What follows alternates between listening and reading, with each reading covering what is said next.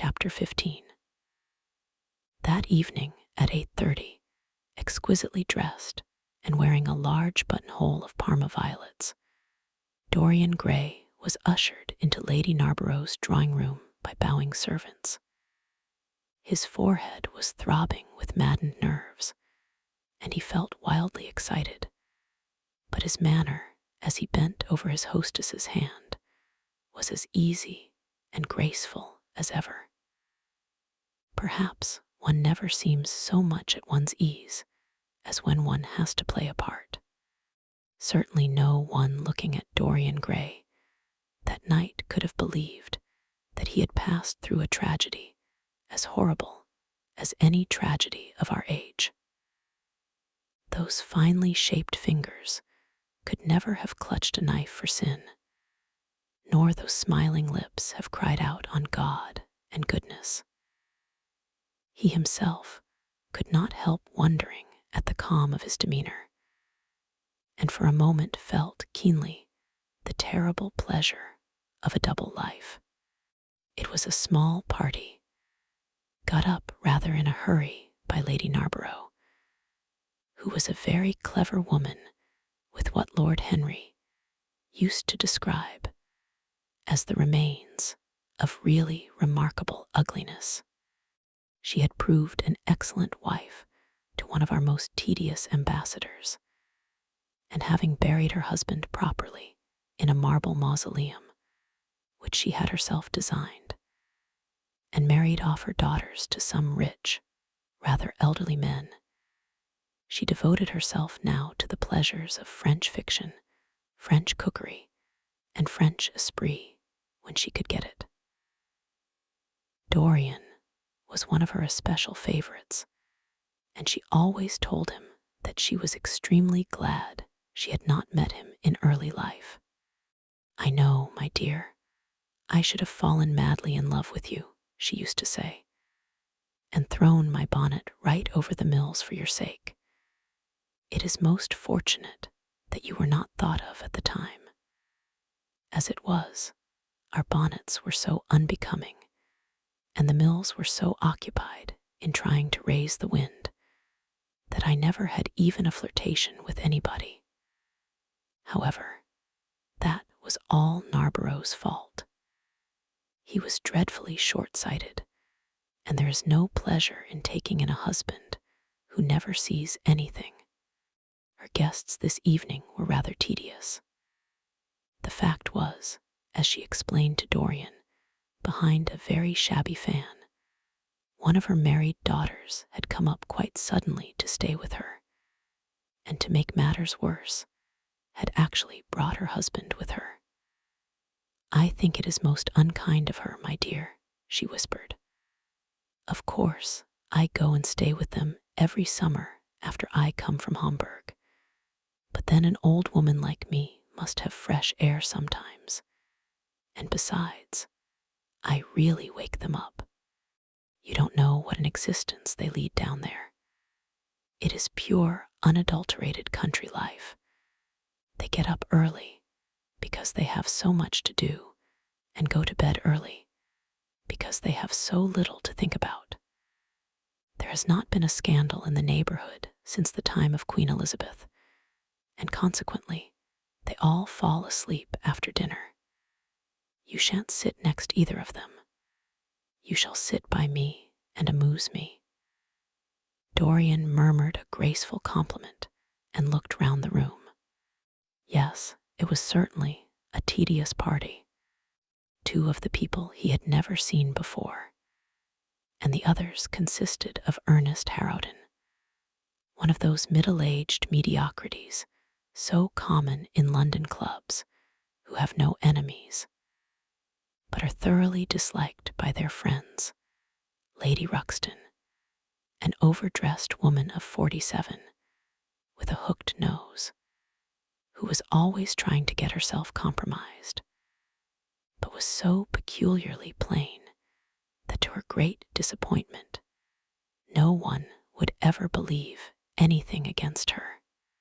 Mrs. Erlyn, a pushing nobody, with a delightful lisp and Venetian red hair, Lady Alice Chapman, his hostess's daughter, a dowdy, dull girl with one of those characteristic British faces that once seen are never remembered, and her husband, a red-cheeked, white-whiskered creature who, like so many of his class, was under the impression that inordinate joviality can atone for an entire lack of ideas.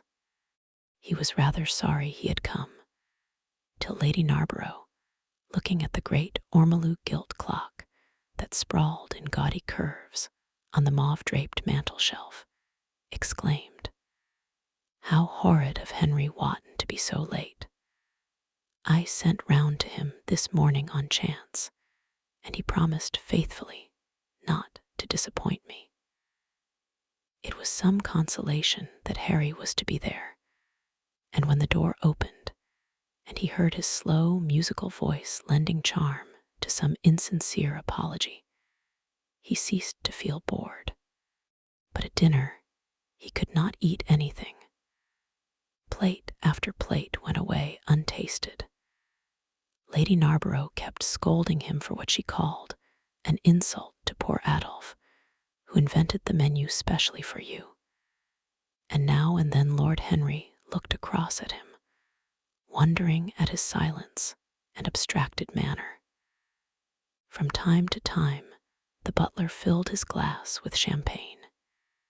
He drank eagerly, and his thirst seemed to increase. "Dorian," said Lord Henry at last, as the chaufroid was being handed round, "what is the matter with you tonight? You are quite out of sorts." "I believe he is in love," cried Lady Narborough, "and that he is afraid to tell me for fear I should be jealous. He is quite right. I certainly should."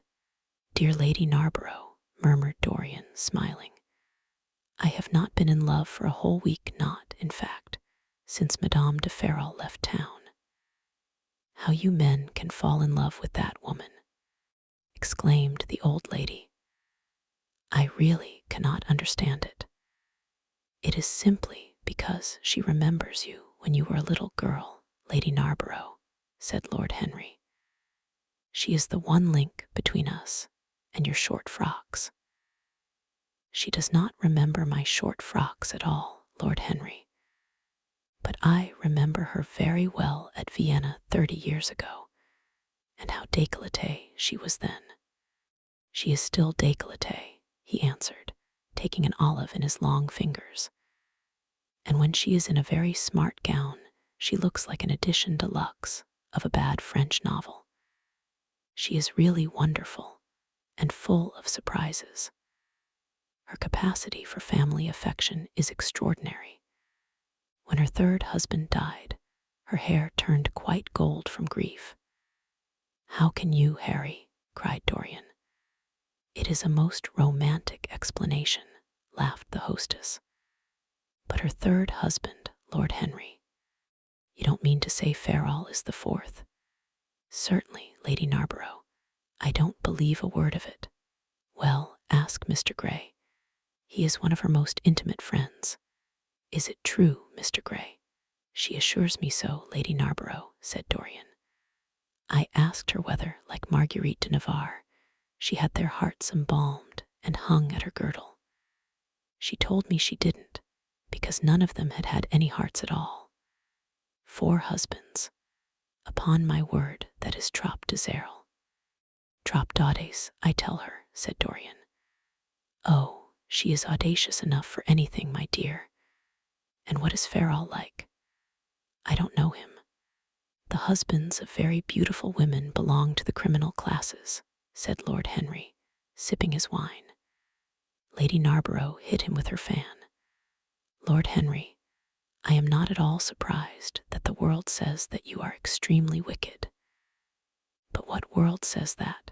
asked Lord Henry, elevating his eyebrows. "It can only be the next world. This world and I are on excellent terms." "Everybody I know says you are very wicked," cried the old lady, shaking her head. Lord Henry looked serious for some moments. "It is perfectly monstrous," he said at last.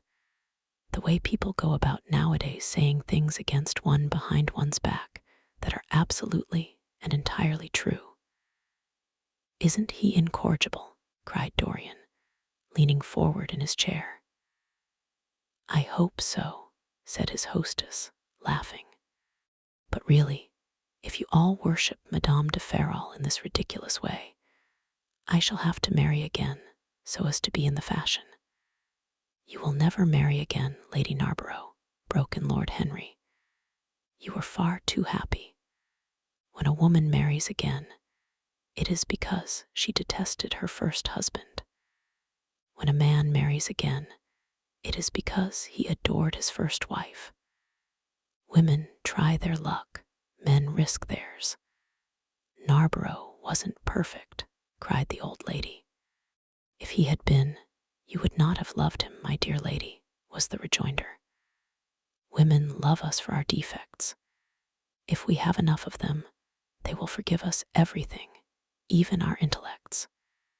You will never ask me to dinner again after saying this, I am afraid, Lady Narborough, but it is quite true. Of course it is true, Lord Henry. If we women did not love you for your defects, where would you all be? Not one of you would ever be married. You would be a set of unfortunate bachelors. Not, however, that would alter you much. Nowadays, all the married men live like bachelors, and all the bachelors like married men. Fin de siècle, murmured Lord Henry. Fin du globe, answered his hostess. I wish it were fin du globe, said Dorian with a sigh. Life is a great disappointment. Ah, my dear, cried Lady Narborough, putting on her gloves, don't tell me that you have exhausted life. When a man says that one knows that life has exhausted him, Lord Henry is very wicked, and I sometimes wish that I had been. But you are made to be good. You look so good. I must find you a nice wife. Lord Henry, don't you think that Mr. Grey should get married? I am always telling him so, Lady Narborough, said Lord Henry with a bow. Well, we must look out for a suitable match for him. I shall go through Debrett carefully tonight and draw out a list of all the eligible young ladies. With their ages, Lady Narborough, asked Dorian. Of course, with their ages, slightly edited. But nothing must be done in a hurry. I want it to be what the Morning Post calls a suitable alliance, and I want you both to be happy. What nonsense people talk about happy marriages, exclaimed Lord Henry. A man can be happy with any woman as long as he does not love her.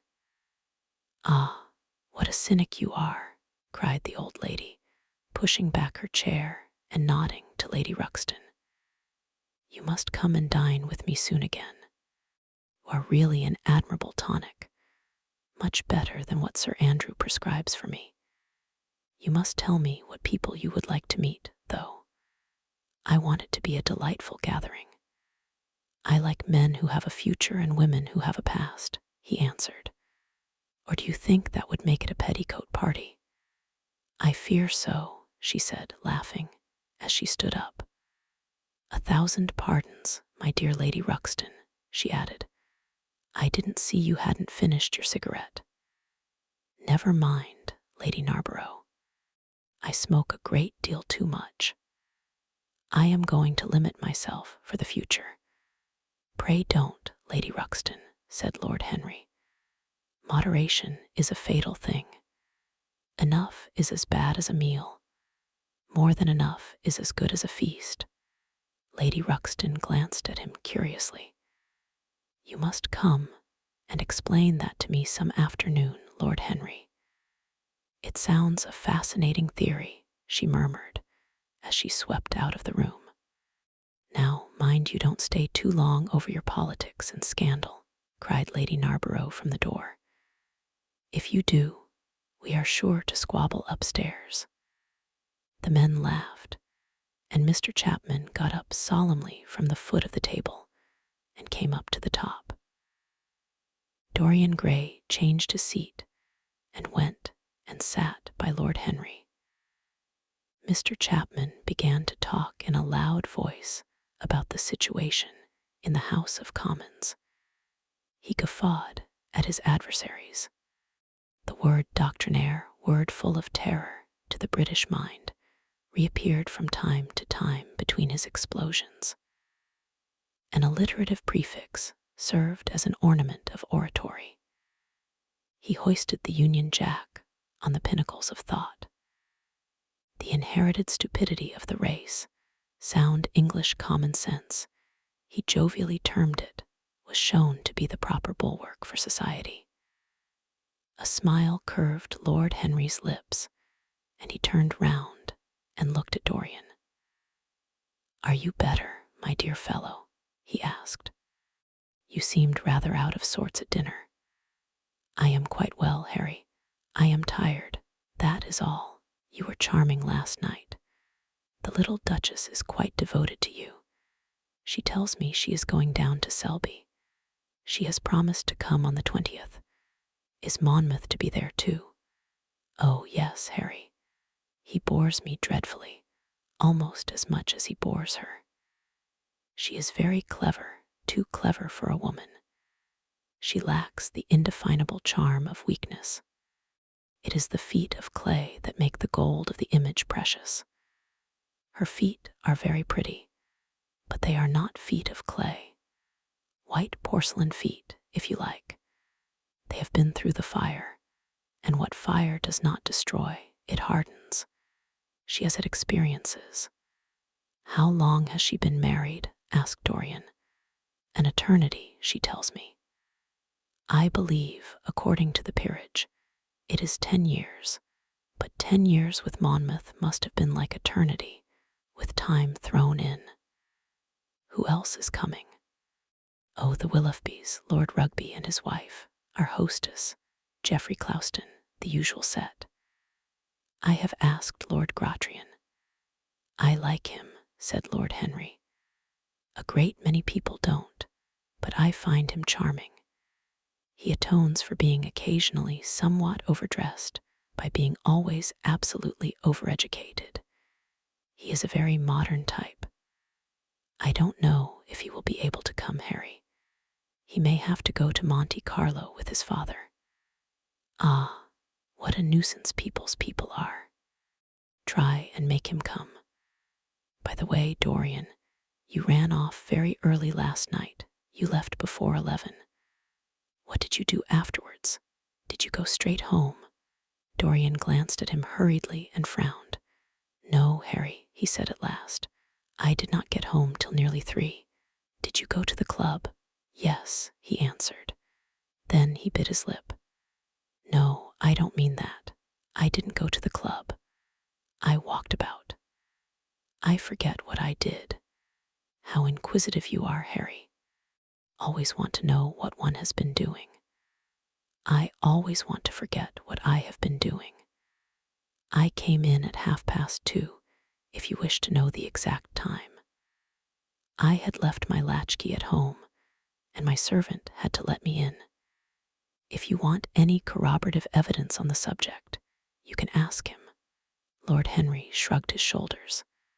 "My dear fellow, as if I cared. Let us go up to the drawing room." "No sherry, thank you, Mr. Chapman." "Something has happened to you, Dorian. Tell me what it is. You are not yourself tonight. Don't mind me, Harry. I am irritable and out of temper. I shall come round and see you tomorrow or next day. Make my excuses to Lady Narborough. I shan't go upstairs. I shall go home. I must go home. All right, Dorian. I dare say I shall see you tomorrow at tea time.